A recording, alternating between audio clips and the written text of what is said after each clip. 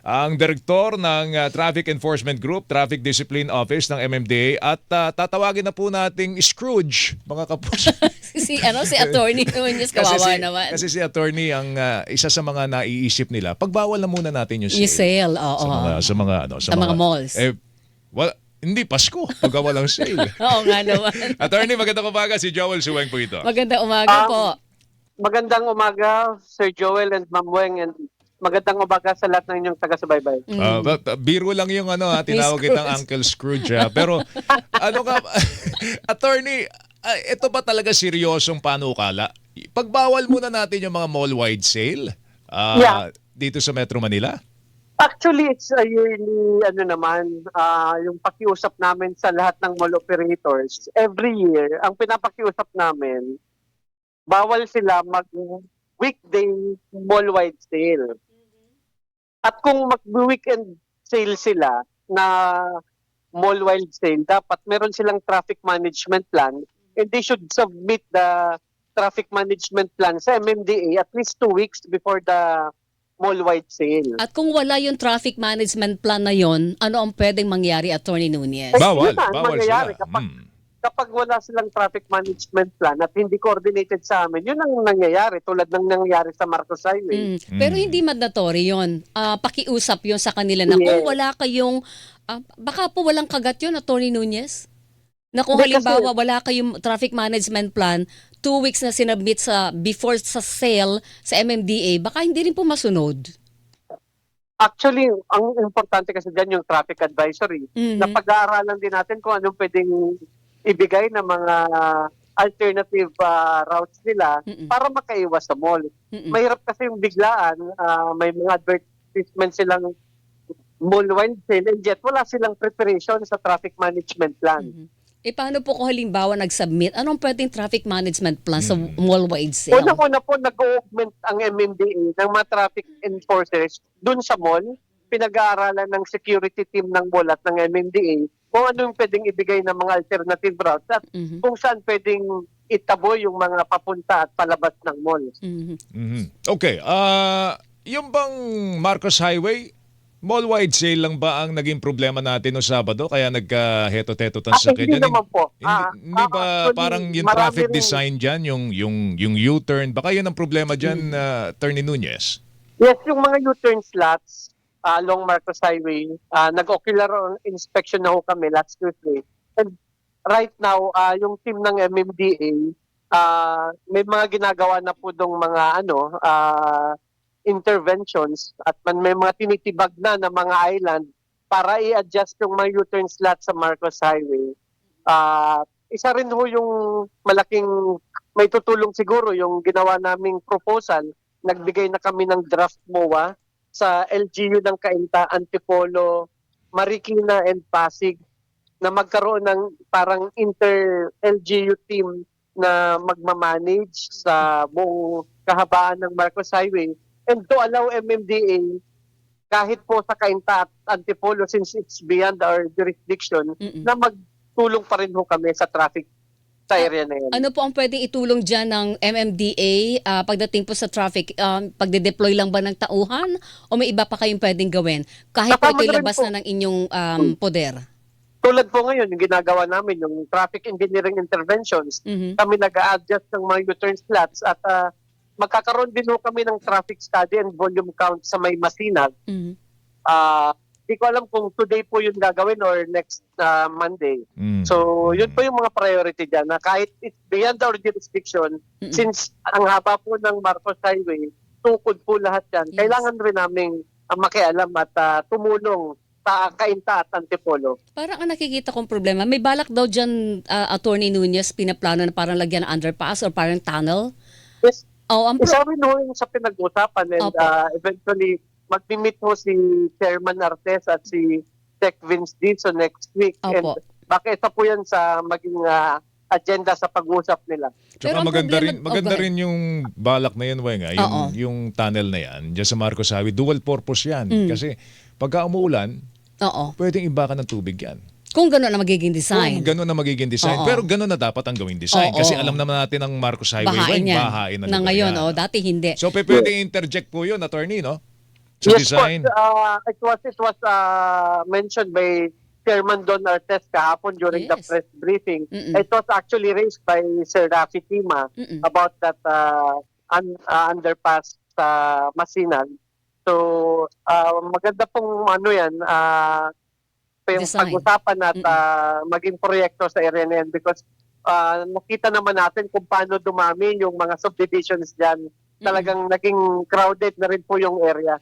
Ang problema lang dyan, Attorney Nunez and Joel, Marcos Highway and Lapad, di ba? Mm. Lalagyan mo ng tunnel. So medyo luluwag ang taas niyan. Pero pagdating sa intersection, imbudo pareho. Pareho pong maliit na yung dinadaanan. Pag lumiko ka papuntang Antipolo, dumiretso ka, Oo. puro maikli. Pag lumiko, kumaliwa ka, papunta na ng Marikina area, puro maliliit na po ang kali doon, Attorney Nunez. So ang sa akin, Yes. kahit ibuhos mo yan, meron kang underpass o tunnel, pagdating sa dulo, barado din eh. So kung hindi maluluwagan yung tatlong kali sa intersection sa Marcos Highway, same old problem yan, Attorney. Yes, basically, we really have to plan it out and dapat magkaroon talaga ng mga traffic engineering intervention. And wala namang ibang pwedeng magpaluwag dyan. Mga mag-expand talaga. So, kung wala naman na pong area na for expansion, talagang yun lang ang ating malaking problemang haharapin. Pinag-iisipan din ba ng MMDA? Kasi ultimately ang nangyari, kaya nagkaroon tayo ng mga U-turn slot wing, Oo. pinatay natin yung intersection eh. Di ba? Yung meron namang doon sa intersection, meron namang traffic light. Pero Yun. hindi na natin pinagagana yun. Dahil nga, May gumawa na U-turn tayo ng slot. U-turn at Oo. pinatay na natin yung mga intersection. Balak bang, pinag-aaralan ba ng MMDA na ibalik natin yung mga intersection na yun, Attorney? Binalik ho namin yan, but mas matindi po yung nangyaring traffic situation.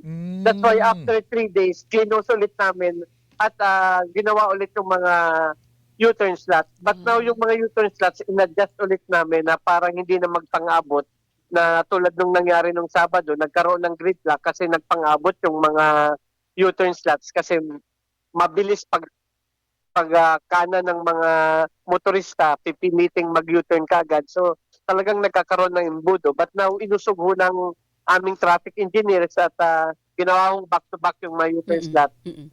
Hopefully, there will be a positive outcome with that adjustment. Oh, siguro kung halimbawa lalagyan mo ng tunnelan, di ba, Attorney Nunez, I'm sure pinag-aaralan ito ng inhinyero ninyo, yung lalagpas ka na doon sa intersection, all the way to Cainta, all the way to Antipolo na yung underpass mo. Well, there will be, meron kasi kaming yung simulator. Opo. Lalagay mo lang po lahat ng mga volume ng sasakyan.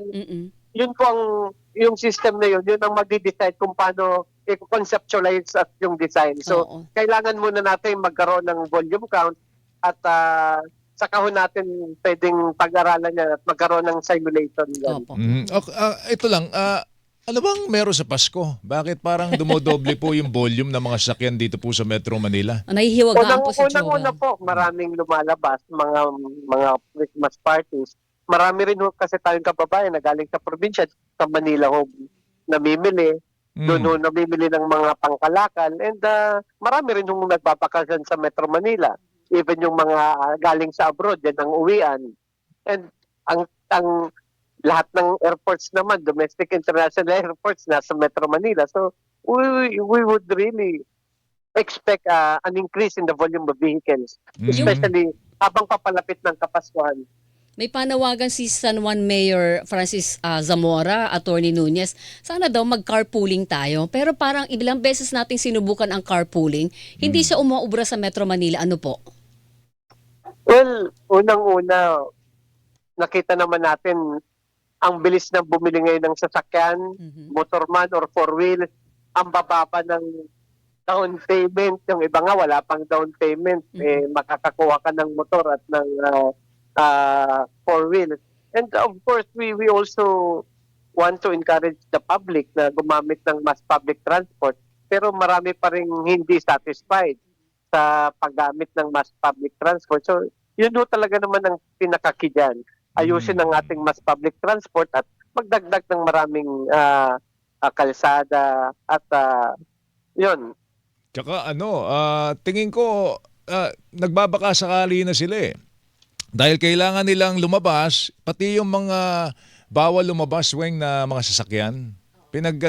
Parang nagbabaka sakali na wag na silang mahuli at ginagamit yung kanilang mga sasakyan. Baka kailangan natin ibalik yung ano ba tawag dito, yung mismong physical contact ng Naghuli pa rin po, panghuhuli. pero marami na rin po kasing exempt yun sa coding. Marami na ngayong hybrid and Yun EV. nga, Yan pa. actually, isa Remember, pa yun, under Vidal law, they enjoy that non-fiscal benefits na they should be exempt from coding. So, halos lahat ngayon ang binibili na hybrid at EV.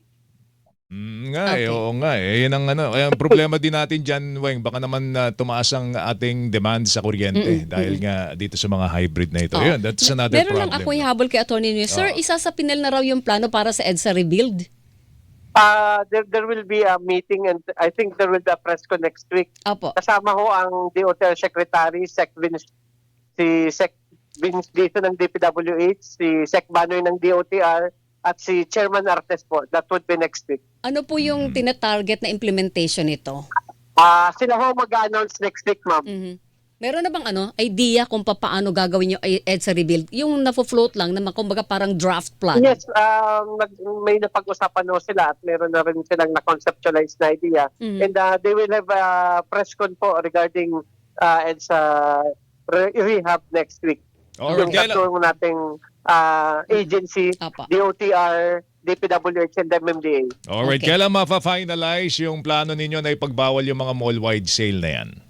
Actually po, simulan November 17, before we have this moratorium ng mga road diggings, kasama ho yan, pati yung adjusted mall hours. Simula noong November 17. Okay, kinakailangan meron silang isasabit na traffic plan Yes. bago ipapayagan ng MMDA yan. Okay. Yan na, kailangan doon. Alright, Attorney Vic, salamat sa oras mo. Mag-ingat Sir, ka. thank you. Thank you po. Good morning. Maganda umaga, Alright. sir.